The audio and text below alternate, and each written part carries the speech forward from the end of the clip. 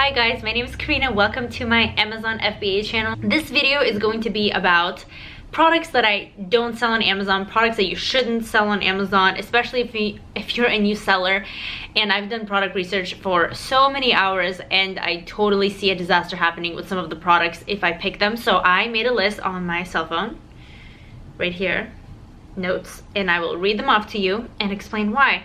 So the first one is electronics, for obvious reasons. Some of these are very repetitive and you hear them everywhere, but I just want to reiterate how important it is not to sell these items, especially if you're a first-time seller. If you're more advanced, some of these risks can be taken on. Just take everything with a grain of salt because you are an entrepreneur, you make your own decisions, you see where you can kind of modify things or if you can think of a better strategy to like ship something or to make something better and not break, and you think it's going to be feasible, then by all means do it, because that means you're probably one of the few people that are doing it, so your chances of selling and not having competition are higher. But at the same time, if you're a new seller and you're still not exactly sure what you're doing, or you are but not to an extent of just being super innovative, stay away from some of these. Some of these are definitely deal breakers, but some of them like have room for,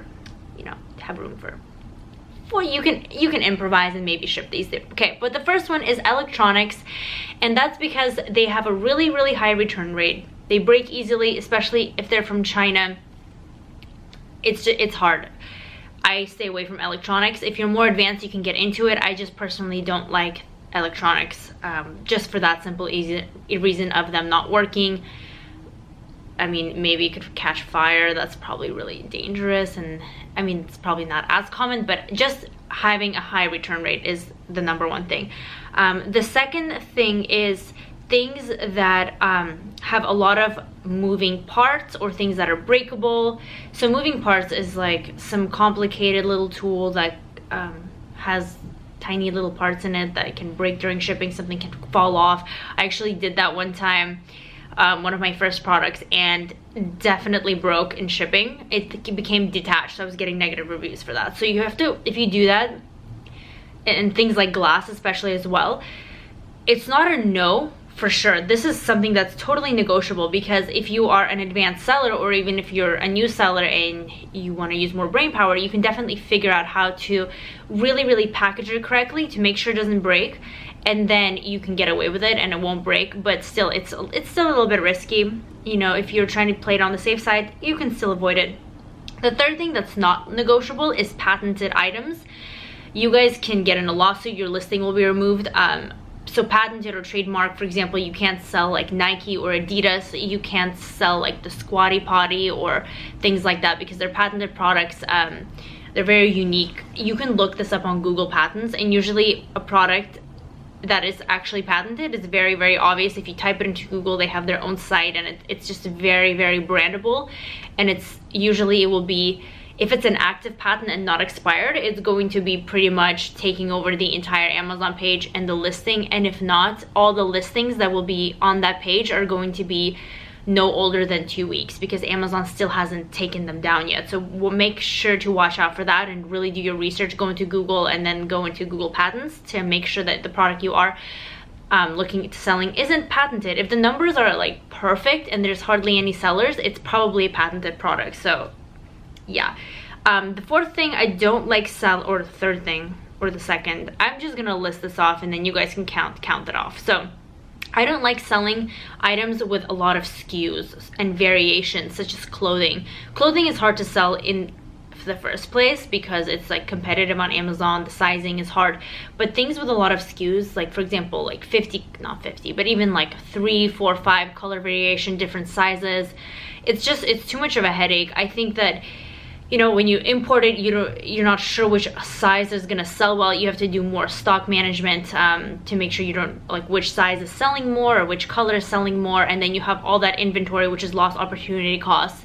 For example, if the color green isn't selling and it's just sitting there, and you just have to make different orders of different colors. I think like 2 colors is okay, 2 sizes is okay, but I just like sticking with like one variation per product. And then I mean, this is super variable depending on the product. But for example, if I'm selling bandanas, I wouldn't sell 10 different colors of bandanas. Like, there's listings that you guys I'm sure have clicked on, and you literally see like 10, 15 different variations, like headbands or hair ties, like random things like that. It's just so much work, and I think it's a lot of cash flow issues that are bound to happen there too.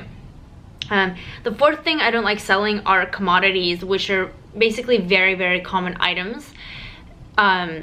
There's no way you can brand it.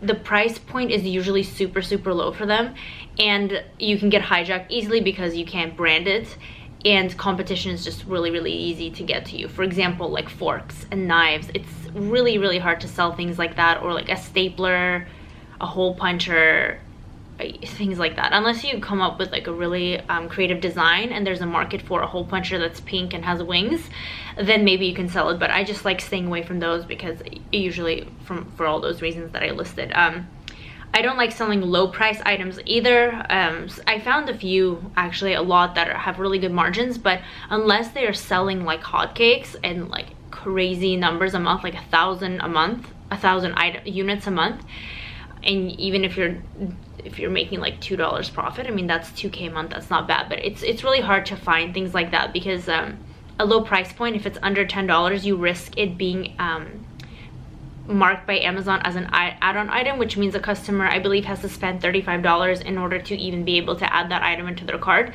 because for Amazon it's not worth it to ship out such a low price point because they spend money on shipping, and then if they're barely making a profit if they ship that out to the customer. So that's why it's an add-on item like that. And if they package it with other things, they justify it, you know, they justify their margins that way. But for us as sellers, that decreases our sales, plus with the FBA fees, the shipping fees, the product costs, and then also you have to take into account PPC and return rates and things like that. Your profit margin is going to be pretty much non-existent. So I definitely don't recommend anything like that. I like a price point higher, like $15 and above, even like $12, depending on how light the item is. You can definitely get away with it, but yeah, just watch out for those. Then this one is my favorite. I don't like selling things that are just begging for a lawsuit. I honestly came across some of those items and just like 1 second thought just completely changed my whole entire mind. This is actually pretty funny. So one of the items I found was this, I don't remember exactly what it was, but it was something to do with people that rock climb. I knew it's like a latch that latched onto their, like to their rope or to their parachute or something, or maybe even parachute.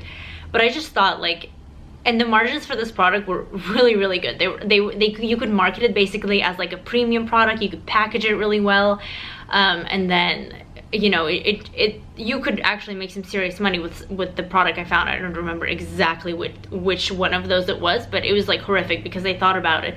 It's a product from China. How do you test that? Like rock climbing, parachute jumping, what if that thing slightly becomes detached and the person literally dies because they fall to their death from rock climbing, or a parachute that the thing couldn't latch on properly? And that just literally horrified me, and I closed the window. But beware of things like that. I just don't want to be responsible for causing harm to people, and you know, all that liability. It's just horrific. I'm in this to provide value and to make like a good product that actually, you know, brings happiness to someone. And I'm not even gonna, I would not be able to sleep well at night if I knew that someone is like rock climbing with my product and it has a slight chance of breaking.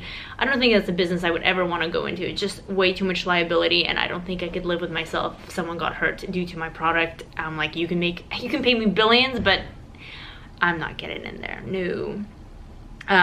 The second part of that, of products that won't sell, kind of I touched on it earlier, is things that won't add value. So I'm not going to sell something that has a good profit margin if I know it's a crappy product and won't actually help the customer, because A, that's like a total scam and I don't want to be in a business like that, and B, that's just easy money. It's going to come as easily as it's gonna go. You're gonna be selling for a few months, you're gonna get a bunch of negative reviews, and then your listing will be closed, or you'll get a lawsuit because it's a dangerous product. So just, guys, seriously, just add value with your product and it's gonna be a long, sustainable business. Don't try to just make some quick cash. That's not the way to do this model. I don't believe so. Yeah. So 2 more things that I don't like selling is obviously hazmat things. So if you've ever created a listing on Amazon, you know you have to go through a hazmat review, which is basically things that Amazon deems as dangerous. They could be like liquids, explosives, batteries are a big thing. Don't do things with batteries. It's just very, very hard to get approval for it, and it's a hazmat.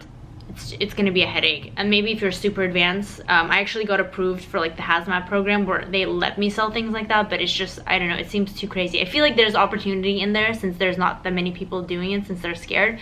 But I just, again, liability, things exploding, the thought of things exploding in like transport or in someone's house, it's just cringeworthy, so I just stay away.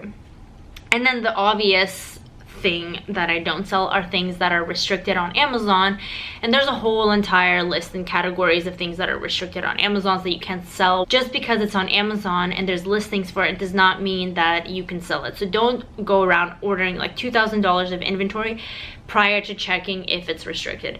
So 2 ways to find out. One is there's a literal list on Amazon you can Google and it shows you everything that's restricted. And 2, I do this before ordering inventory every single time. I have a video on it. Basically, you create a skeleton listing, you put in your UPC, you put on images of your product. I just take competitions since it's not a live listing. I just put my competitors' pictures. I literally take their description, I take their bullet points, I put them in there, and then I wait a week, and then if Amazon flags it, it's gonna ask for like a hazmat review, or it's gonna say it's restricted and remove the listing. So that's another way you can know.